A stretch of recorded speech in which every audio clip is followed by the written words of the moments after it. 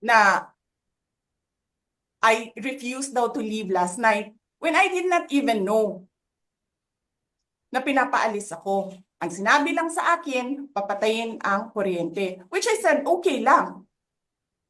Kasi may flashlight naman ako. Hindi ko naman kailangan ng kuryente.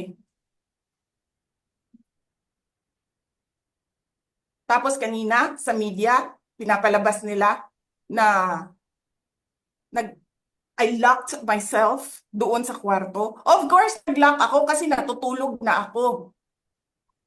Hinahanap ko kanina. Sabi ko, where is this permission from the speaker? Na meron kayong committee hearing kanina in the dead of the night to give an order na i-commit doon sa correctional facility. And where is the rule that says kapag may violation sa detention facility ay ililipat sa correctional facility?